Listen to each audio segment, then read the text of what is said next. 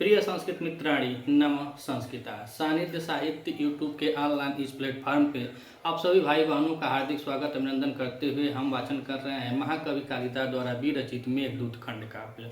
मेघदूत खंड काव्य के पूर्व मेघ में अब तक हम लोगों ने 50 श्लोकों का वाचन कर लिया है और आज हम श्लोक नंबर 51 पे चर्चा करेंगे। यूपी टीजीटी और एलटी के लिए यह विशेष रूप से यह जो सिलेबस है वह लगा हुआ है। एलटी में पूर्व मेघ है और यूपी टीजीटी में पूर्व मेघ और उत्तर मेघ अर्थात संपूर्ण मेघदूत लगा हुआ है। तो पूर्व मेघ में अब तक हम लोगों ने 50 श्लोक का वाचन किया है। अगर आप इस चैनल पर नए हैं तो चैनल को सब्सक्राइब कीजिएगा, प्लेलिस्ट में जाइएगा, पिछले 50 श्लोक आप लोगों को मिल जाएगा। बहुत साधारण और सटीक तरीके से हम लोग यहाँ पे वाचन करते हैं। पिछले श्लोक में हम लोगों ने देखा कि यक्ष मेघ से कह रहा था कि हे मित्र, तुम दसपुर अर्थात महाराज रंतिदेव की जो राजधानी दसपुर है उस दसपुर की स्त्रियों के आँखों का तुम कौतूहल बनते हुए चलना, यानी तुमको जाना है और तुम कौतूहल बनते हुए चले जाना, यानी आगे बढ़ते जाना। यह पिछले श्लोक में यक्ष मेघ को बतलाया।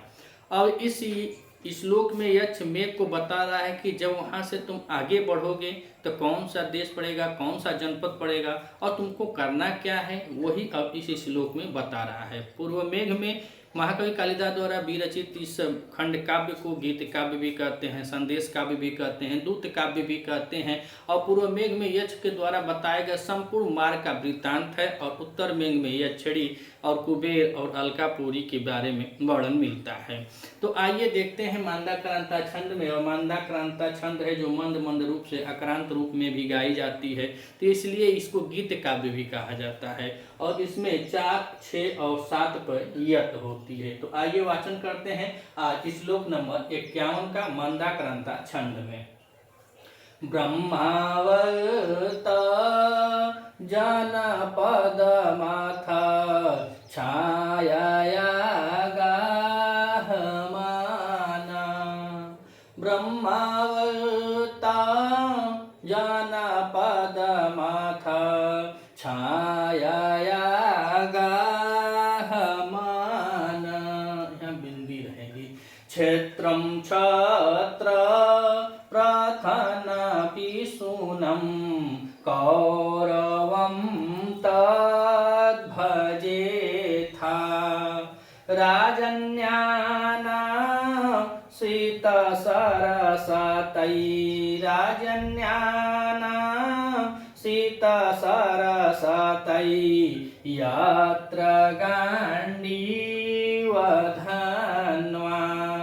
धारापातै त्वमिव कमला। धारापातै त्वमिव कमला न्यभ्यवसन्मुखानि न्यभ्यवसन्मुखानि। अब यक्ष मेघ से कह रहा है कि गुरु, जब तुम वहाँ 10 से आगे बढ़ोगे और वहाँ की वनिताएं हैं, जो ललिताएं हैं, जो कामिनियाँ हैं, उनके आँखों का तुम कौतूहल यानी जिज्ञासा उत्सुकता बनते हुए तुम आगे बढ़ना। और उसके बाद कह रहा है कि अर्थ यहाँ दिया है कि अर्थ मतलब इसके बाद, हाँ, जब तुम आगे बढ़ोगे तो कह रहा है कि इसके बाद अर्थ ब्रह्मावर्तम अर्थात ब्रह्मवर्तम। ब्रह्मवर्तम में अर्थात जो ब्रह्मवर्त यह नाम है, तो कह रहे हैं कि अर्थ इसके बाद ब्रह्मावर्तम अर्थात ब्रह्मवर्त जनपद में कह रहे हैं कि छाया गाहमान, अपनी छाया से उसमें प्रवेश करना। जब कह रहा है कि तुम रंती देव की राजधानी दसपुर को जब तुम पार कर जाओगे तो गुरु उसको पार करने के बाद तुम जाओगे कहाँ, तो ब्रह्मवैवर्त जो है ब्रह्मावर्त जनपद अर्थात ब्रह्मावर्त नामक जो जिला है उस जिला में जाओगे। और उस जिला में जाने के लिए कह रहा था कि छाया गाहमाना, अपना शरीर नहीं बल्कि अपने छाया रूपी शरीर से उसमें प्रवेश करने के लिए करा कि जो ब्रह्मावर्त जनपद है उस जिले में जब तुम जाओगे तो अपने छाया रूपी शरीर से उसमें प्रवेश करना। और इसमें बताया गया है कि यह जो ब्रह्मावर्त स्थान है तो मनु स्मृति के अनुसार सरस्वती और दृष्टोद्वती नदियों के बीच का यह स्थल है। और बताया यह भी जाता है कि जो पवित्र स्थान होते हैं अर्थात ब्रह्मावर्त जो पवित्र स्थान है, इसमें कह रहा है कि तुम शरीर से नहीं प्रवेश करना बल्कि अपनी छाया से प्रवेश करना, क्योंकि पवित्र स्थलों को नागा नहीं जाता है, अर्थात उसको नाग कर मत जाना। इसलिए पहली लाइन में यक्ष मेघ से कह रहा है कि अत माने इसके बाद ब्रह्मावर्तम, ब्रह्मावर्त नामक जिला, जनपद माने जिला या देश, देश कौन बतिए नहीं कहें कि यही बतलाएंगे, तो कह रहे ब्रह्मावर्त जनपद यानी ब्रह्मावर्त नामक कोई जनपद है, जिला है, वह उसमें क्या करना है, तो कह रहे छाया या गाह मान, अपनी छाया के द्वारा उसमें प्रवेश करने के लिए, कह रहे उसमें प्रवेश करते हुए, किसको, ब्रह्मावर्त जनपद जो है उसमें अपनी छाया से प्रवेश करते हुए। और आगे कह रहे हैं कि क्षेत्रम छात्र प्रथन पिशूनम कौरवम तद भजे था। तो कह रहे हैं कि छत्र प्रथम प्रधन पिशुनम, यानी जो छत्र है उसको करें कि प्रधन पिशुनम, यहाँ थ लिख दिया गया, यहाँ पे ध है, प्रधन पिशुनम, छत्र प्रधन पिशुनम, जो वहाँ के जो छत्री हैं, और छत्र प्रधन पिशुनम मतलब कि वो सूचक है, और किस चीज का सूचक है, तो बता रहे हैं कि महाभारत का जब युद्ध हुआ था, उस युद्ध में मनुष्यों के इतने रुधिर, इतने खून बहे कि वहाँ की भूमि अब तक लाल है। और उसमें बताया कि अभी भी वहाँ पे जो मनुष्य हैं, उन मनुष्यों के कपाल जो हैं, चाहे अस्थि हैं, चाहे पिंजर हैं, जो भी हैं, वहाँ पे खुदाई उदाई के समय चाहे ऐसे भी वहाँ पे दिखाई देते हैं। इसलिए आज भी उस क्षेत्र को क्या कहा जाता है, युद्ध का सूचक माना जाता है। तो उसी को बता रहे हैं कि छत्र प्रधन पिशुनम, अर्थात तो वह युद्ध का सूचक है। कौन सा स्थान है, तो कह रहे हैं कि क्षेत्रम, वह क्षेत्र कह रहे हैं कौरव क्षेत्रम, अर्थात कुरुक्षेत्र के बारे में। यहाँ पे कुरुक्षेत्र के बारे में कह रहे हैं कि वह युद्ध का सूचक स्थान जो कुरुक्षेत्र है, उस कुरुक्षेत्र में कह रहे हैं कि तद भजे था, तद भजे था, अर्थात उसका तुम सेवन करोगे या तुम उस जिला में चले जाओगे। अब दो लाइन में यश क्या कह रहा है समझिए। पहली लाइन में कहा कि तुम ब्रह्मावर्त जनपद में अपने शरीर रूपी छाया को लेकर के उसमें प्रवेश करोगे, अर्थात उसमें शरीर मत लगाना, बस अपनी छाया से ढकते हुए धीरे से तुम वहां से निकलना जाना। कहा है कि ब्रह्मवैवर्त जो स्थान वह पवित्र है, उसको नागा नहीं जाता है। दूसरी लाइन में कह रहे हैं कि छत्र प्रधान पिशुनम, अर्थात जो क्षत्रियों के युद्ध का सूचक है वह स्थान जो है, उस स्थान को कह रहे हैं कि कौरम क्षेत्रम, अर्थात जो कुरुक्षेत्र है वह क्षत्रियों के युद्ध का सूचक कुरुक्षेत्र है, उसका क्या कहना, तो कह रहे तद भजे था, यानी तत् भजे था हो जाएगा। तो वहां पे कह रहे हैं कि उसका तुम क्या करना, उसका तुम सेवन करना या तुम वहां पर पहुंचोगे। सेवन का मतलब यह ही होगा कि वहां पे तुम पहुंचोगे, कहां, कुरुक्षेत्र में। अब कुरुक्षेत्र के बारे में अब दो लाइनों में यक्ष द्वारा महाकवि कालिदास जी वर्णन करते हैं कुरुक्षेत्र का। तो अब दो लाइन में बताएंगे, क्या बता रहे हैं, तो कह रहे हैं कि राजन्यानाम सीता सरसते यत्र गांडीव धन्वा धारापातयित्वामिव कमला न्याभ्यवसन्मुखानि।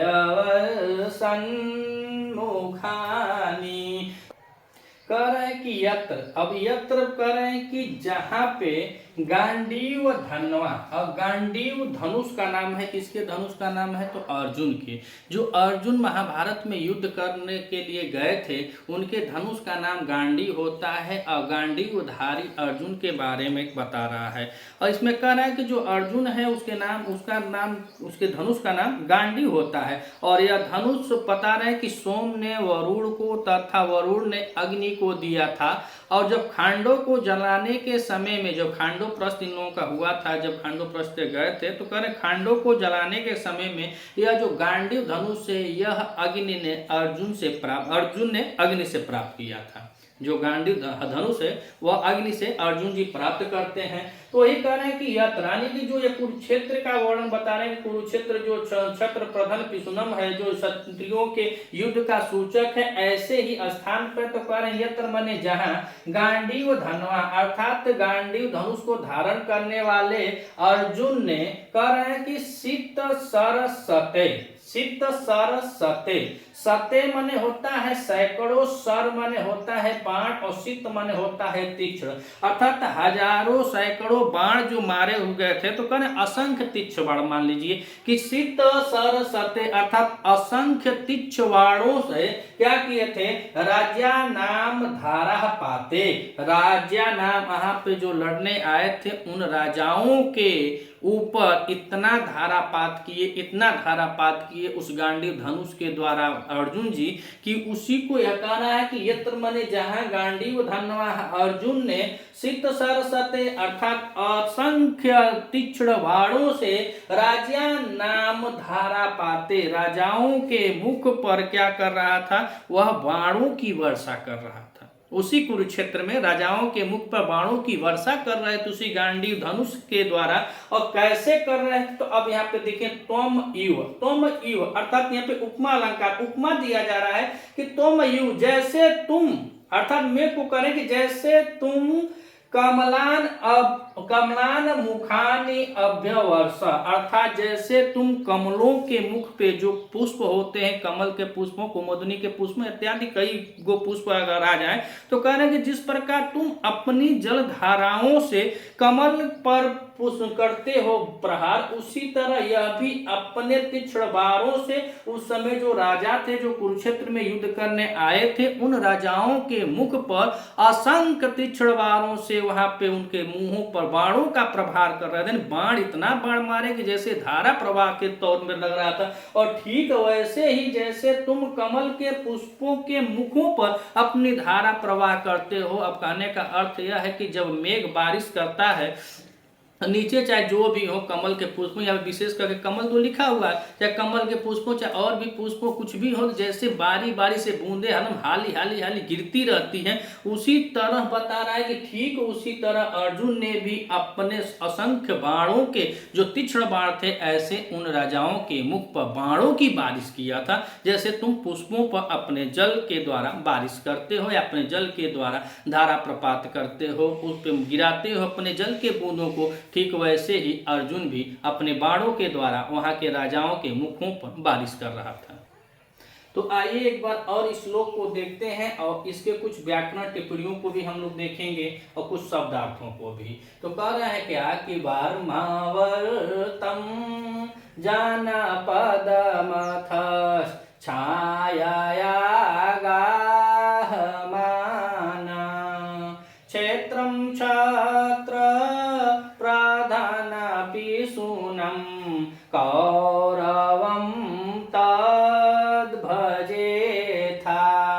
तो कह रहे हैं कि अर्थ, और अर्थ में तो है कि इसके बाद ब्रह्मावर्त जो नाम बता रहे हैं कि ब्रह्मावर्त, तो ब्राह्मण आवर्त और इसमें षष्ठी तत्पुरुष समास है। कौन सा समास है, षष्ठी तत्पुरुष समास है। और आवर्तम को देखा जाए तो यहाँ पे आ उपसर्ग है और आ उपसर्ग के साथ वृत्त धातु में घय प्रत्यय लगा हुआ है तो शब्द बना है आवर्तम। तो कह रहे हैं कि इसके बाद ब्रह्मा आवर्तम जनपद, और जनपद में देखा जाए तो जना नाम होता है, जना नाम है, जनपद में जना नाम पदम, अर्थात इसमें भी षष्ठी तत्पुरुष है। कौन सा समास है, षष्ठी तत्पुरुष हो जाता है कि जना नाम पदम में षष्ठी तत्पुरुष है। तो कह रहे हैं कि इसके बाद ब्रह्म आवर्तक जनपद में छाया अथवा अपने शरीर, जो तुम्हारा शरीर है उस शरीर के द्वारा नहीं बल्कि अपने शरीर की छाया के द्वारा गाहमान प्रवेश करना। क्या है कि उसमें नागने के लिए बता रहा है कि मना है, क्या है को पवित्र स्थल है। तो कह रहे अपनी छाया के द्वारा गाहमान अर्थात वहां पे प्रवेश करना। और गाहमान में देखा जाए तो यहाँ पे गाह धातु है। कौन सी धातु है, गाह धातु है। और गाह धातु में मूल रूप से सानस प्रत्यय लगा हुआ है, लेकिन यहाँ पे सप और मुख भी है। कौन सा प्रत्यय है, सप और मुख के साथ अब सानस प्रत्यय लगा हुआ है। तो बना है शब्द कौन सा, सानस प्रत्यय लगा हुआ है तो बना है शब्द गाहमान। तो पहली लाइन में हुआ कि इसके बाद ब्रह्म आवर्त यानी ब्रह्म आवर्त नामक जनपद में अपनी शरीर के छाया रूप में गाहमान अर्थात प्रवेश करना। छाया रूप में प्रवेश करने के लिए बता रहा है कि छाया रूप में प्रवेश करते हुए तुम कह रहे हैं कि छत्र प्रधान पिशुनम, छत्र प्रधन पिशुनम, जो क्षत्रियों के युद्ध का सूचक है, जो क्षत्रियों के युद्ध का सूचक है, तो इसमें भी देखा जाए तो षष्ठी तत्पुरुष समास हो जाएगा। कौन सा? षष्ठी तत्पुरुष, छत्र प्रधान। और छत्र प्रधान में कह रहे हैं कि षष्ठी तत्पुरुष है, और तस्य पिशुनम, इसमें भी षष्ठी तत्पुरुष है, तो दोनों में षष्ठी तत्पुरुष है, तो छत्र प्रधान पिशुनम टोटल में षष्ठी तत्पुरुष समास हो जाएगा। तो कह रहे हैं कि तुम क्षत्रियों के युद्ध का सूचक कौरवम क्षेत्रम, अर्थात कुरुक्षेत्र में तद भजे था, तब तुम क्या करोगे? उसका सेवन करोगे। इसमें कह सेवन मतलब वहां तुम पहुंच जाओ, कुरुक्षेत्र में तब तुम जाओगे। जब ब्रह्मावर्त जनपद को पार करके तुम कुरुक्षेत्र में पहुंचोगे। और यहाँ पे प्रधनम में देखा जाए तो यहाँ पे प्र उपसर्ग है। कौन सा उपसर्ग है? प्र उपसर्ग है। और प्र उपसर्ग के साथ इसमें धा धातु है, और धा धातु के साथ इसमें ल्युट प्रत्यय किया गया है, तो शब्द बना है प्रधनम। तो कह रहे हैं कि क्षेत्र प्रधनम पिशुनम, अर्थात क्षत्रियों के युद्ध का सूचक कौरवम क्षेत्रम, अर्थात वह जो कुरुक्षेत्र है, तद भजे था, अर्थात उसके बाद तुम वहां पहुंच जाओगे, यानी तुमको पहुंचना चाहिए या पहुंच जाओगे। कहाँ? कुरुक्षेत्र में। इसीलिए भजेथा में देखें तो यहाँ पे भज धातु है, और भज धातु में यह विधिलिंग का रूप है। विधिलिंग में यह कहाँ का रूप है? तो विधिलिंग में मध्यम पुरुष एक वचन का रूप है, एक वचन का रूप है भजे था, यानी तब तुम वहां पहुंच जाना चाहिए। क्या मतलब तुम वहां पहुंच जाओगे, या तुम उसके सूचक कुरुक्षेत्र जो है वहां पे तुम पहुंच जाओगे, या तुमको पहुंच जाना चाहिए। तो दो लाइनों में यह मेघ से इतना बतलाता है।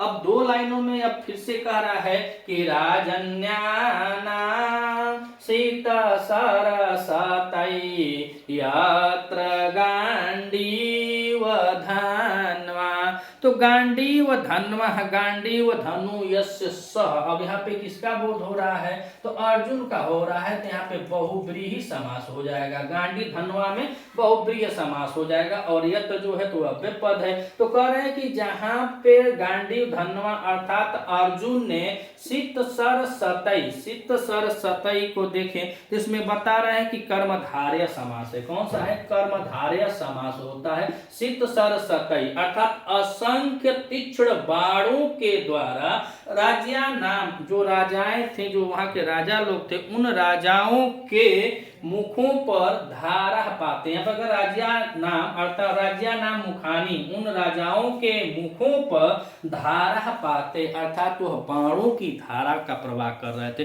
इतना तेज बाण मार रहे थे कि समझ जाए कि बाणों की धारा प्रवाहित हो रही थी। कहाँ? वहीं कह रहे हैं यत्र माने जहां, अर्थात कुरुक्षेत्र में गांडीव धनवा, जो गांडी धनुष को चलाने वाले हैं, जो धारण करते हैं, अर्थात अर्जुन जी, उन्होंने अपने असंख्य सित सर, यानी सर माने बाण, सित माने तीक्ष्ण, सत्य माने मतलब असंख्य सैकड़ों बाणों के द्वारा इतना तेज प्रहार किए थे। राजा नाम, जो वहां के राजा थे, जो लड़ने आए थे कौरव पक्ष की तरफ से, उन लोगों के कहा मुखानी, मुखों पर कैसे किए? तो धारा पाते, अर्थात धारा के समान वह प्रहार किए। और आगे कह रहा है कि तुम इव, जैसे तुम, अब यह जो बता रहा मैं को कि जैसे तुम कमलान अभ्यान वर्ष, आस्था, जैसे तुम कमल के पुष्पों पर धारा प्रपात करते हो, अपनी धारा को, अपने बारिश के बूंदों को गिराते हो, ठीक वैसे ही गांडीवधारी कुरुक्षेत्र के युद्ध में अपने विपक्ष में खड़े राजाओं के मुख पर असंख्य तीक्ष्ण बाणों से समझ जाओ कि वह धारा प्रपात कर रहे हैं। और धारा प्रपात में देखें तो इसमें भी षष्ठी तत्पुरुष समास लगा हुआ है। और अभ्युन वर्ष में देखें तो यहाँ अभि उपसर्ग है। कौन सा है? अभि उपसर्ग है। और अभि उपसर्ग के साथ इसमें वृष धातु है, और वृष धातु में यह लंग लकार की क्रिया है। लंग लकार प्रथम पुरुष एक वचन की क्रिया है। तो शब्द बना है अभ्युन वर्ष, अर्थात यहाँ पे कह रहे हैं कि जो बरसात तुम लोगों ने कमल के मुख पर किया है, वैसे ही गांडीवधारी जो अर्जुन है वह क्या किए? अपने विपक्ष में खड़े राजाओं के मुख पर अपने तीक्ष्ण बाणों से प्रवाह करते हैं, यानी वह धारा प्रवाह के रूप में मारते हैं। अगर आप इस चैनल पर नए हैं तो चैनल को सब्सक्राइब कीजिएगा। अगर हमारे यह क्लास अच्छा लग रहा हो, हमारा प्रयास अगर अच्छा लग रहा हो, तो सपोर्ट करने के लिए आप हमारे चैनल को जरूर सब्सक्राइब कीजिएगा। वीडियो अच्छी लगे तो अपने मित्रों तक अधिक से अधिक शेयर कीजिएगा। मिलते हैं अगली वीडियो में, तब तक के लिए नमः संस्कृता।